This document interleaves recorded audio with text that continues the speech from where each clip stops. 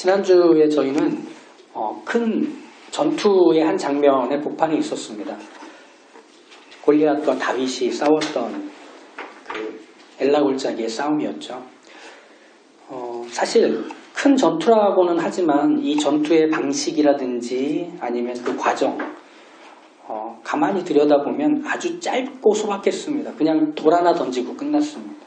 그런데 그 전투의 결과는 전쟁의 승패를 뒤바꿔 버렸습니다. 그리고 그것은 아주 작은 한 사람에게서부터 시작하였습니다. 다윗이었죠.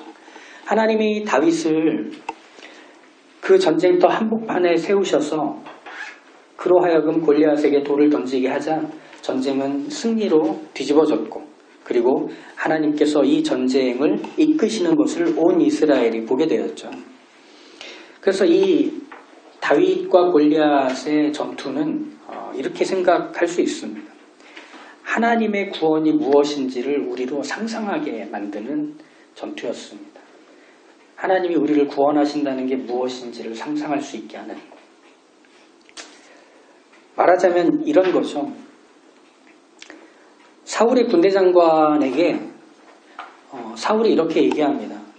지금 나간 저 소년이 누구인지 알아봐라. 저 집안을 알아봐라. 누구의 아들인지 확인해라. 왜냐하면 다윗의 그 행동은 무모하고 담대하고 그리고 자신감이 넘쳤습니다. 그런 다윗을 추모하기 위해서 그 집안이 어딘지를 알아보라는 겁니다. 왜냐하면 사울이 보기에 다윗은 죽을 게 뻔했기 때문이죠. 그러니 그 용기라도 기리기 위해서, 그리고 그 유족들에게 보상이라도 하기 위해서 자기 군대 사령관인 아브넬에게 이 다윗이 어떤 집안인지를 확인해 보라고 했던 겁니다. 그래서 아브넬이 그것을 확인하기 위해 나가는데 다윗을 만난 겁니다. 무슨 말이냐면 사울과 아브넬이 얘기하는 중에 골리앗은 죽은 겁니다.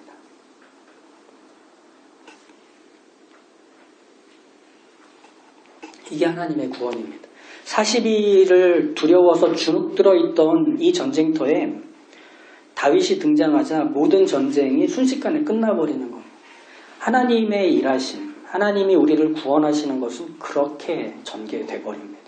우리의 상상을 뛰어넘는 거죠. 우리의 기대와 바람을 넘어선 자리에 하나님의 구원이 있다는 겁니다. 이처럼 하나님은 모두의 예상과 기대를 보기 좋게 꺾어서 하나님만 하실 수 있는 일을 해내십니다. 그리고 그 일은 하나님을 믿는 사람을 통해 드러납니다. 그 하나님을 믿는 사람이 갖고 있는 조건, 그 하나님을 믿는 사람이 갖고 있는 어떤 자질들을 통해서가 아니라 하나님이 그와 함께 하시자 일어나는 일을 통해 세상이 하나님을 보는 겁니다. 다윗이 했던 일은 뭐죠? 목동으로서 다윗이 했던 건 사자나 곰의 입에서 새끼 양을 건져내고 그 수염을 잡았던 것. 그러자 그가 확인했던 것은 하나님이 그 사자나 곰, 그 맹수의 양 발을 잡고 계시는 걸 그는 확인했던 거죠. 이 전쟁터에서도 그걸 보일 수 있었던 겁니다. 믿음으로 담대하게 한 일이 하나님이 누구신지를 보일 수 있겠던 거죠. 골리앗을 이긴 이 싸움은 그렇기 때문에 이런 성격을 갖게 되는 겁니다. 다윗을 통해 하나님을 이스라엘에게 알게 하는 성격이었습니다. 이스라엘이 잊었던 하나님, 이스라엘이 기대하지도 상상하지도 않았던 하나님을 다윗을 통해 확인시켜주는 일이 바로 이 골리앗과의 싸움이었던 겁니다. 그리고 이 싸움의 성격을 가장 잘 이해했던 사람이 요나단이었습니다. 사실 설교 준비를 하다가 요나단이 나오는 바람에 요나단에 대한 설교로 1시간 정도 분량을 준비를 했습니다. 근데 내가 너무 치우쳤구나 싶어서 이건 요나단에 대한 얘기로 나중에 따로 해둬야겠다 하고 미뤄놨습니다. 근데 맥락을 따라서 한 가지만 요나단에 대한 얘기를 좀 해야지, 안 그러면 제가 못 견딜 것 같아서 맥락을 따라서 한 가지만 좀 말씀드리면, 블레셋과의 전쟁에서 가장 큰 수확을 한 사람은 요나단이었습니다. 17장 53절과 54절을 보면 사울은 블레셋과의 전쟁에서 2연승을 거두죠. 다윗은 골리앗의 머리와 갑옷을 획득합니다. 이스라엘 군대는 블레셋을 뒤쫓아가다가 다시 되돌아와서 블레셋 진영 안에 있는 모든 물건들과 보물들을 다 얻습니다. 거의 쇼핑하듯 다 주워 모읍니다. 요나단은 뭘 얻었을까요? 요나단은 평생의 친구를 얻었습니다. 요나단은 다윗이 했던 일과 다윗이 한 말을 누구보다도 잘 이해했던 사람입니다. 그래서 요나단은 다윗을 보자 자기가 살아왔던 삶이 다윗과 정확하게 포개지는 걸 확인했던 거예요. 하나님과 함께하는 그 설레임과 확신, 그리고 하나님의 뜻을 이루기 위해서 담대하게 나설 때 그게 무엇을 만들어내는지에 대한 경험을 요나단은 먼저 했습니다. 그래서 사무엘상 14장 6절 우리가 전에 봤던 그 말씀에서 요나단이 이렇게 자기의 무기든 자에게 얘기하지 않습니까? 우리가 이 할례 받지 않은 자들에게로 건너가자. 여호와께서 우리를 위하여 일하실까 하노라. 이 말은 고스란히 다윗의 입을 통해 골리앗 앞에서 쏟아냈던 17장 47절의 말씀과 같은 겁니다. 여호와의 구원하심이 칼과 창에 있지 아니함을 이 무리에게 알게 하리라. 전쟁은 여호와께 속한 것인지 그가 너희를 우리 손에 넘기시리라. 요나단은 그 말의 의미가 무엇인지를 정확하게 알고 있었습니다. 마치 예전에 CF 광고 기억하실까 모르겠네요. 말하지 않아도 알아. 말하지 않아도 요나단은 다윗이 하는 행동과 그의 의도와 말을 정확하게 알고 있었던 겁니다. 그래서 요나단의 마음이 다윗의 마음과 하나가 돼서 요나단이 그를 생명같이 사랑하는 친구로 여기게 된 거예요. 그래서 요나단이 다윗을 찾아간 거죠. 그래서 얘기하는 거죠. 너 나하고 평생 친구 맺자. 그리고 나서 이 요나단은 자기의 겉옷과 군복과 칼과 활, 띠를 다 벗어서 다윗에게 줍니다. 이 의미는 뭐냐면 내가 가지고 있는 걸 너한테 준다라는 것 정도가 아니라 이제 너하고 나 사이에는 어떤 장벽도 없다. 나는 왕의 아들이고 너는 일반 백성의 아들이 아니라 우리 둘은 평생의 친구다. 하나님과 함께하는 게 무엇인지를 알고 있는 네가 나고 내가 너인 친구다. 이렇게 여겨주는 징표였던 거죠. 요나단에게 평생의 친구를 하나님께로부터 선물로 받았을 때 어떤 기분이었을까요? 그리고 이 요나단의 사랑과 기쁨을 쏟아지듯 받았던 다윗은 또 얼마나 행복했을까요? 서로가 서로에게 그 마음 안에 있는 게 뭔지를 다 알아주는 친구.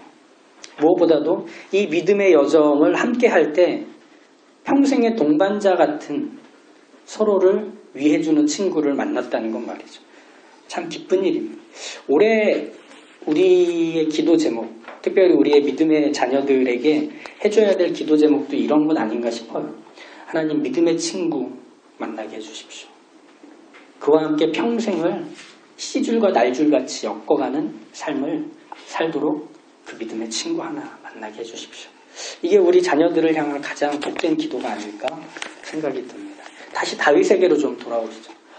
요나단, 우리 또 만납시다. 요나단.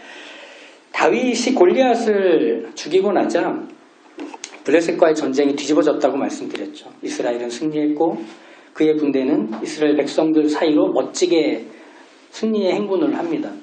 그러자 사람들이 나와서 이 모든 이스라엘 군대를 반기죠. 이때 많은 여자들이 행진하는 이스라엘 군대를 향하여 이렇게 노래합니다. 사울이 죽인 자는 천천히요, 다윗이 죽인 자는 만만히로다. 이렇게 얘기하죠. 이 노래를 들은 사울은 불쾌해하며 화를 냅니다. 그래서 18장 8절에 이렇게 말하죠. 다윗에게는 만만을 돌리고 내게는 천천만 돌리니 그가 더 얻을 것이 나라 말고 무엇이냐, 이렇게 얘기하죠. 사울의 불쾌함은 어디에 기인하고 있느냐면 이스라엘 백성들이 자기가 아니라 다윗을 더 알아주는 것에 대한 불안함에 기인해 있습니다. 혹시 자기를 향한 모든 관심이 다윗에게 넘어가는 것 아닐까 하는 두려움이 있는 거죠. 그래서 이 불안해하는 사울의 귀에는 일종의 이 노래가 갖는 표현법이 그냥 팩트로 들린 겁니다. 우리 이런 농담 종종 하지 않습니까? 야, 그냥 농담을 한 건데 그걸 다큐로 받으면 어떡해. 썰렁해지잖아. 이런 농담 하잖아요. 말하자면 그렇게 되는 거예요. 그 시나 노래에서의 이런 표현들이 있죠. 점강법이라는 게 있잖아요. 표현을 좀 더 강하게 이렇게 높여가는 겁니다. 이건 말하자면 사울이 죽인 자는 천천히요, 다윗이 죽인 자는 만만히요가 숫자를 말하는 게 아니고 죽인 사람과 그 미친 파급력을 얘기하는 게 아니라 그냥 노래일 뿐입니다. 운율에 맞춰서 천천히요, 만만히요 이렇게 하는 겁니다.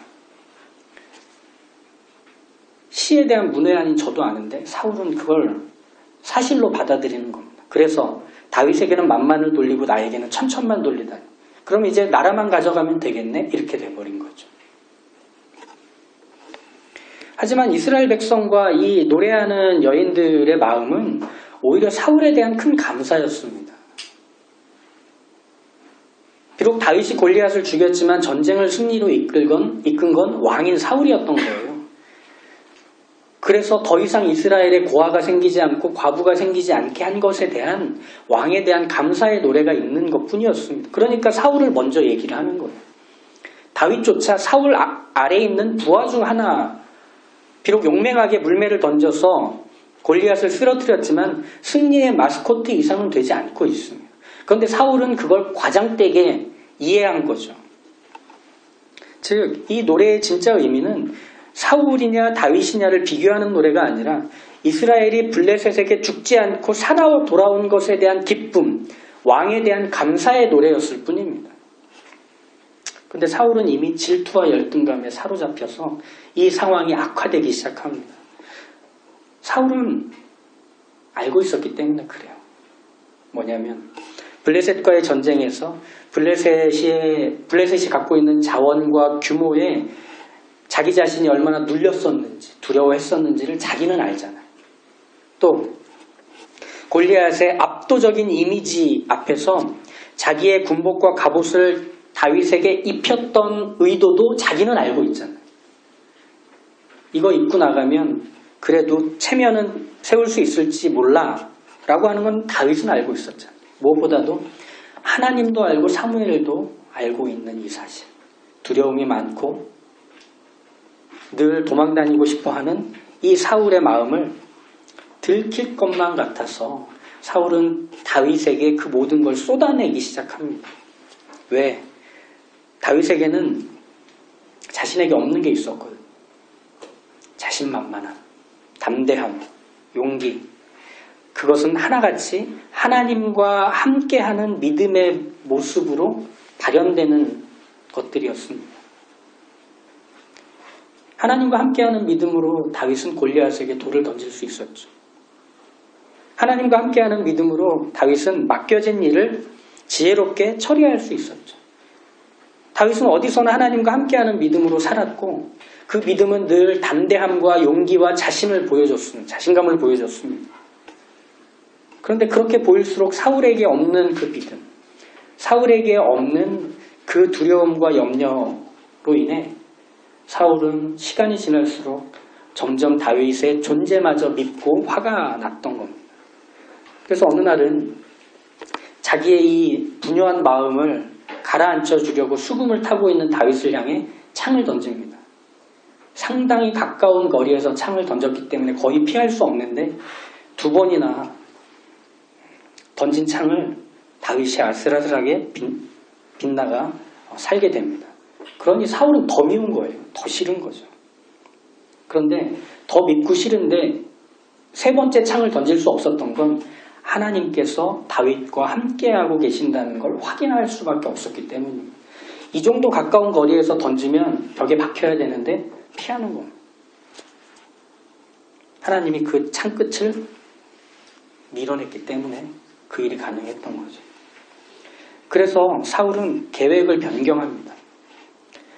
혹시라도 하나님이 지키시는 다윗을 건드렸다가 자기에게 해가 돌아올까 염려가 돼서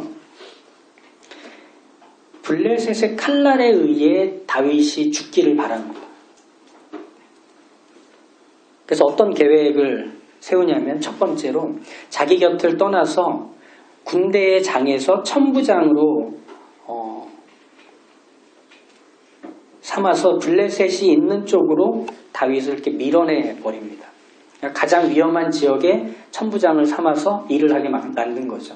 우리로 치면 가장 전방에서 근무하게 하는 겁니다. 그래서 사울은 최대한 자신으로부터 멀리 두고 가장 위험한 곳에 두어서 블레셋에 의해 죽임을 당하기를 기대했던 거죠. 하지만 이게 하나님의 특별하신 일하심인 것 같아요. 다윗이 왕에게서부터 멀어지자 백성들에게 가까워집니다. 다윗이 안정된 곳에서 멀어지자 기회가 많은 곳으로 가까워집니다. 그래서 14절과 16절의 내용을 보면 하나님께서 다윗과 함께하는 것을 이제 사울만 알다가 온 이스라엘이 알게 돼버립니다. 아, 다윗은 그저 승리의 마스코트 정도가 아니었구나. 그는 하나님과 함께하는 하나님의 사람이었구나. 이걸 온 이스라엘이 다 알아버리는 겁니다. 그러니 사울은 더 견딜 수가 없는 거죠. 그래서 또 작전을 바꿉니다.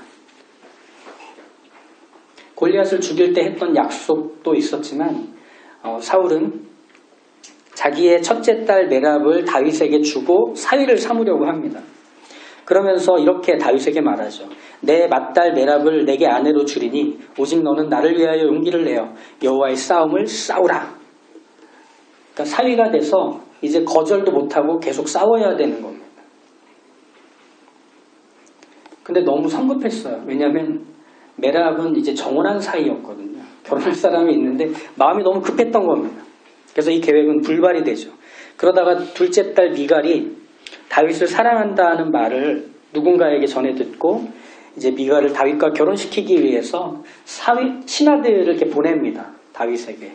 그래서 다윗아, 둘째 딸이 너를 사랑한다 하니 결혼해서 내 사위가 되라. 근데 사울은 첫 번째 메랍에서도 거절했고 두 번째 미갈에서도 거절했던 얘기를 반복합니다. 우린 천한 백성입니다. 왕가와 결혼하기에는 저는 가진 것도 없고 신분도 미천합니다. 그러니까 이제 몸이 달아오른 사울이 이렇게 다윗에게 얘기하죠. 지창금을 마련해라. 블레셋 사람 100명을 죽여가지고 오면 그걸 지창금으로 여기겠다. 다윗은 200명을 죽여서 지창금을 마련합니다. 얼마나 미웠을까요? 100명만 죽여도 되는데, 아니 죽고 와도 더 좋은데 200명을 죽이고 왔으니. 그래서 당당하게 미갈과 결혼할 자격을 얻어서 다윗은 왕의 사위가 됩니다. 그래서 어떻게 되죠? 29절이 참 재밌죠. 더욱 두려워하여 평생의 대적이 되었더라. 이렇게 하고 끝납니다. 하나님께서 다윗과 함께하고 계심을 다윗이 하는 일이나 그가 사는 삶을 통해 요나단도 보게 되고 이스라엘 백성도 보게 되고 사울도 보게 됩니다. 그리고 이제 우리가 보게 되는 18장부터 그 이후에 계속되는 다윗의 삶은 말하자면 하나님과 함께하는 삶, 하나님과 함께하는 다윗을 계속 보게 될 겁니다. 이렇게 하나님께서 다윗과 함께하고 계시니 다윗의 삶은 말 그대로 기적, 놀라운 이야기들로 가득 채워진 삶이 되는 거죠. 하나님과 함께하는 것을 기뻐하는 평생의 친구도 얻게 되고 많은 지지를 해주는 사람들까지 자기 주변을 가득 채우게 됩니다. 사무엘서는 여기서 끝나야 했습니다. 그래서 해피엔딩으로 행복한 결말을 갖는 동화같이 끝나야 했습니다. 근데 아마 대부분 아실 겁니다. 사무엘상은 사실 여기서부터 시작입니다. 상당한 내용으로 이제 사울은 다윗을 쫓아다니고 다윗을 죽이려 합니다. 주변의 모든 사람들은 다 첩자들입니다. 친구인 줄 알았던 사람, 이웃인 줄 알았던 사람이 다윗이 여기 있어요 고발하는 사람들로 바뀝니다. 다윗이 자기 목숨을 지키기 위해서 이웃나라 블레셋에 피신하였는데 거기서도 죽을 뻔해서 침 흘리며 미친 척하고 목숨을 부지합니다.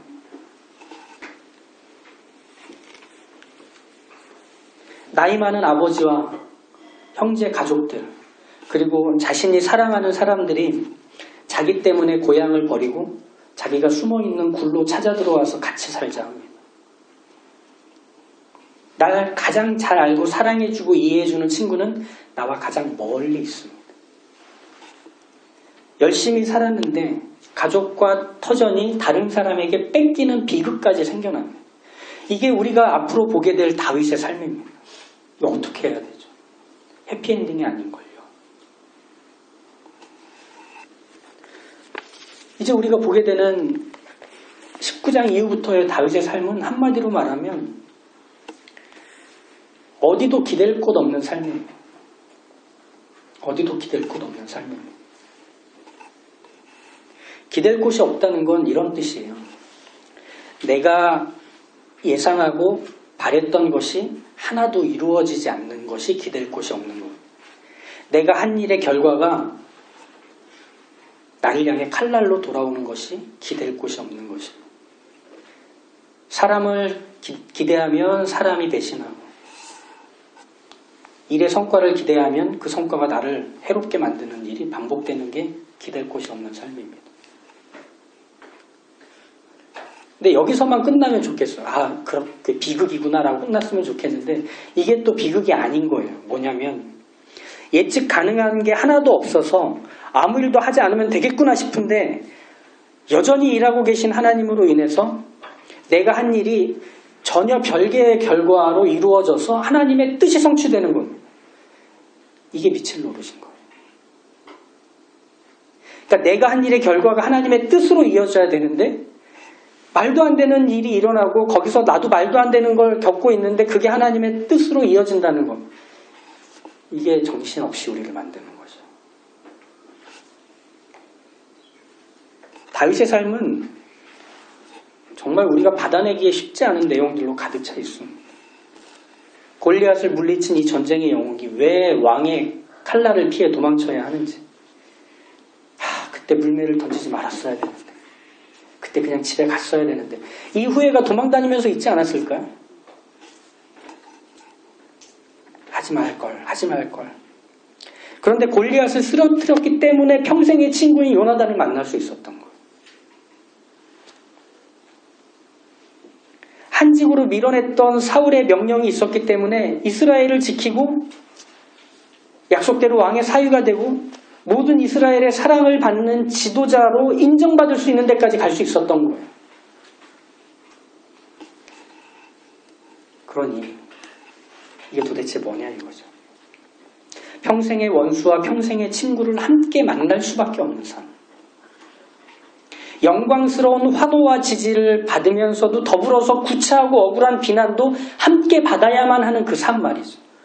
우린 둘 중 하나만 있었으면 좋겠습니다. 어려운 일이 있으면 어려운 일을 뚫고 가서 그 어려운 일을 해결하든지 아니면 행복하고 만족스러운 일들이 일어나서 그것들을 엮어서 내 삶을 행복하게 만들었으면 좋겠는데 이 두 가지는 섞여서 계속 반복하여 같이 일어나고 동시에 일어납니다. 어떤 게 원인이 됐는지도 모르겠습니다. 다윗은 이 두 가지 중에 하나를 선택할 수 없는 삶을 살았다는 겁니다. 노력해서 버릴 수도 없는 삶입니다. 이렇게 힘쓰면 벗어나겠지? 안 되더라는 겁니다.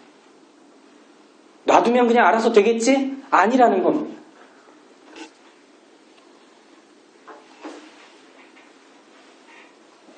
이처럼 하나님의 계획은 다윗의 삶에서 다윗의 의지와 힘이 아니라 하나님의 의지와 뜻을 쫓아 이루어져 갑니다.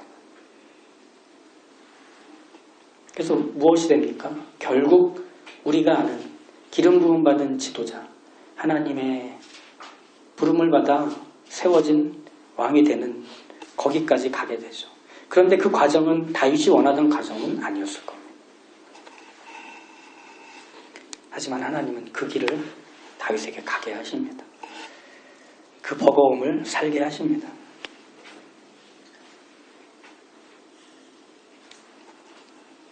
이제 우리가 다윗의 그 도망다니는 모습들을 통해 봐야 하는 것은 바로 이 내용들입니다.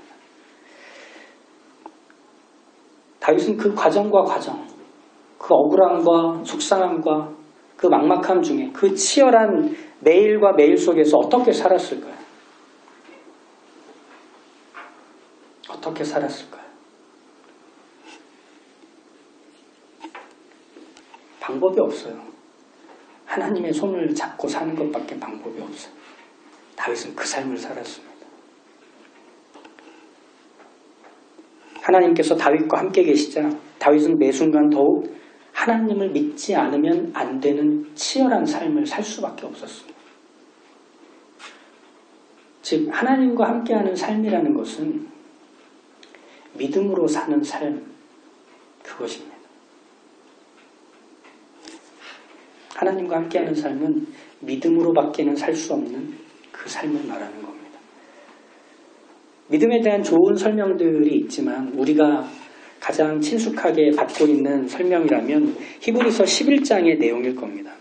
거기는 믿음으로 살았던 많은 선배들을 열거하면서 믿음이 뭔지에 대해서 보여줍니다. 한번 찾아볼까요? 히브리서 11장 1절에서 2절 말씀입니다. 히브리서 11장 1절에서 2절입니다. 신약성경 364면에 있습니다. 믿음은 바라는 것들의 실상이요 보이지 않는 것들의 증거니 선진들이 이로써 증거를 얻었느니라. 선진들, 즉 믿음의 선배들이 얻은 증거는 무엇이냐? 그 얻은 증거가 6절에 이렇게 소개가 됩니다. 믿음이 없이는 하나님을 기쁘시게 못하나니 하나님께 나아가는 자는 반드시 그가 계신 것과 또한 그가 자기를 찾는 자들에게 상 주시는 이심을 믿어야 할지니라. 믿음의 선배들이 믿음으로 살아서 얻은 증거는 무엇이었느냐면요, 하나님이었습니다.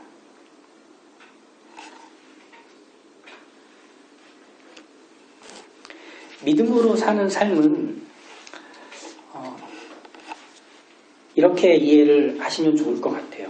부정적으로 좀 표현을 먼저 하고 긍정적인 표현을 이후에 하자면, 믿음으로 산다는 것은 믿음이 실체가 되는 삶을 사는 게 아닌 겁니다. 이런 거죠. 하나님, 제가 비록 이렇게 건강이 안 좋지만 하나님께서 저를 낫게 해주실 것을 믿습니다. 그러면 그 믿음은 건강이라는 실체로 나와야 되는 거예요. 그런데 그건 성경에서 말하는 믿음이 아닙니다. 하나님이 이 문제들을 해결해 주시는 분은 하나님이신 걸 믿습니다라고 할 때 그 믿음의 결과는 하나님이어야 합니다. 문제가 해결되는 게 아니라.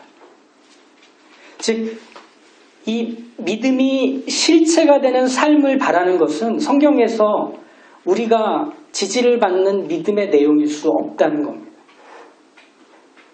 이해가 되시나요?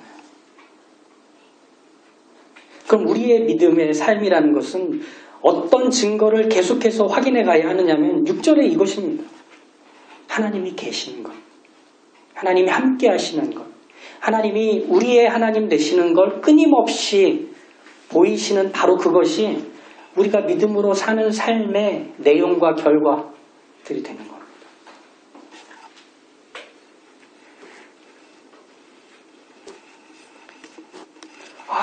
평생을 믿으면서 살았는데 하나님, 이게 뭡니까 고작.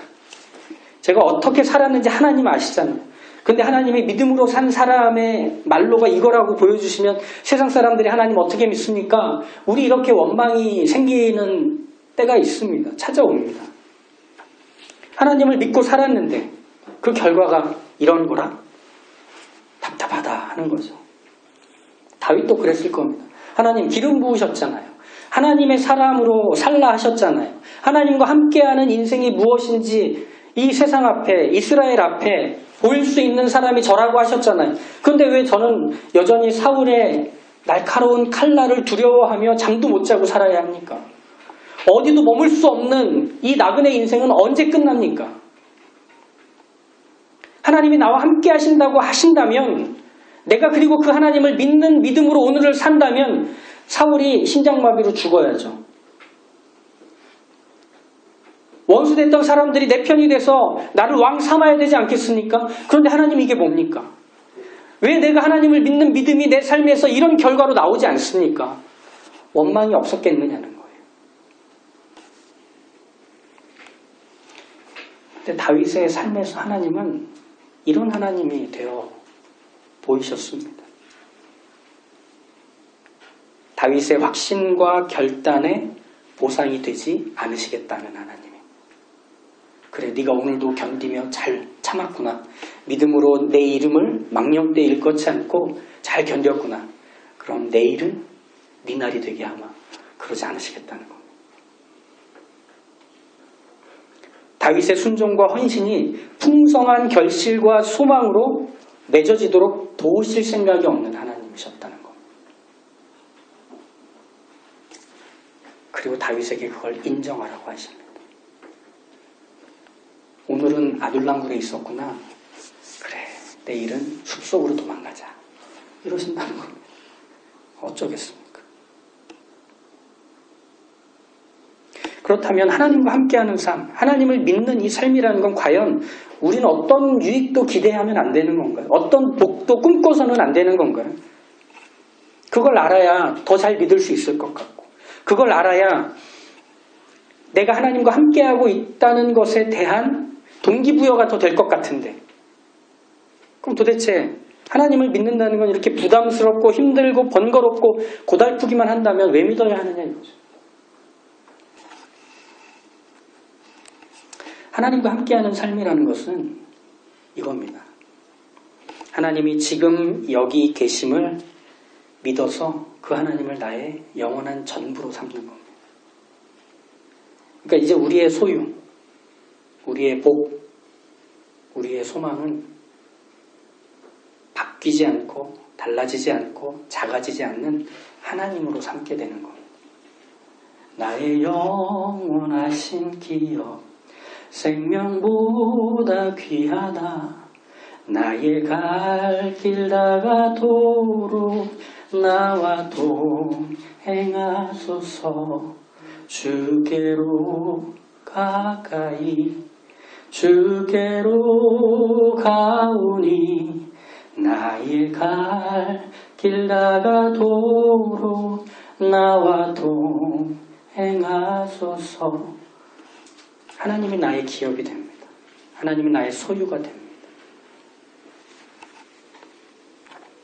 다윗은 그렇게 평생 자기가 한 말을 확인하는 삶을 살았습니다.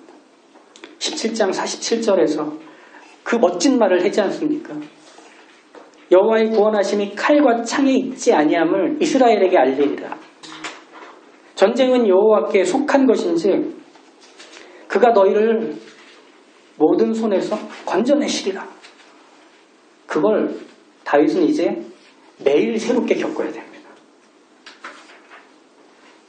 매일 매 순간마다 겪는 다양한 사람들과 사건들 속에서 자기가 했던 그 말을 하나님의 구원이 칼과 창에 있지 않구나. 미치겠네. 왜 그런 거야? 하며 그 하루를 버티고 살아야 합니다. 하나님이 나의 칼이 되시고 창이 되어야 하기 때문에 견뎌야 하는 그 오늘을 살아야 한다는 겁니다. 하나님의 통치와 주권이 이런 거구나.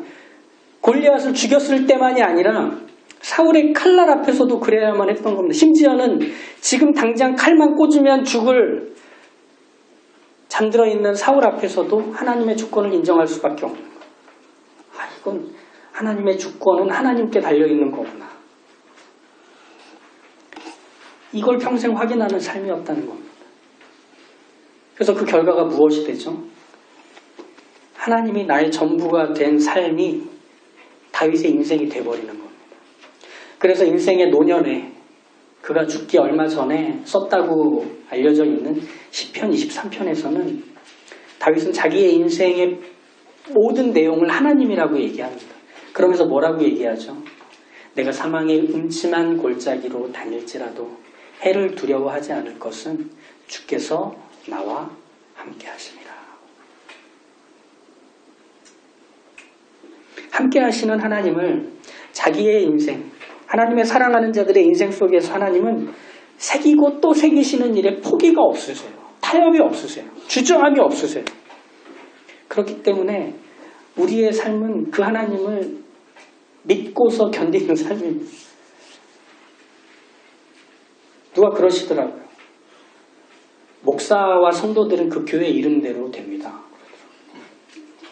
왜 충분한, 하나님 한 분으로 충분한 교회가 뭔지 우리도 잘 모를 때 이름 져가지고 그걸 우리가 1년 넘게 겪고 있지 않습니까?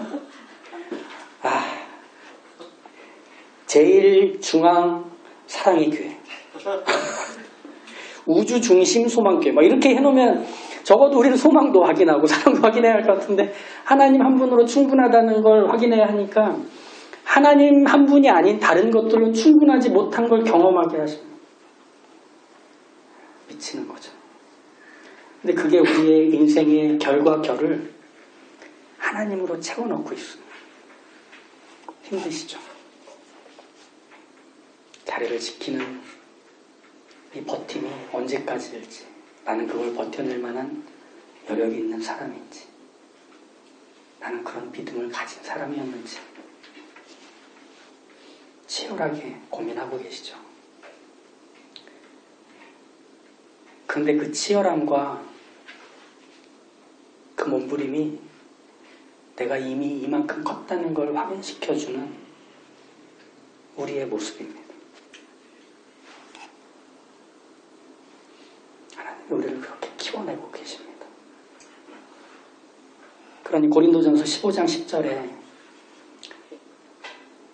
바울의 그 고백이 지금 우리의 고백인 듯합니다. 나의 나된 것은 하나님의 은혜로 된 것이니 내게 주신 그의 은혜가 헛되지 아니하여 내가 모든 사도보다 더 많이 수고하였으나 내가 아니요 오직 나와 함께 하신 하나님의 은혜로다. 우린 그렇게 하나님으로 채워진 인생, 은혜가 무엇인지 아는 인생, 그 은혜를 끊임없이 새롭게 맛볼 수 있는 자리로 부름받은 인생이 되었습니다. 감사합니다. 그 하나님을 함께 겪고가 계셔서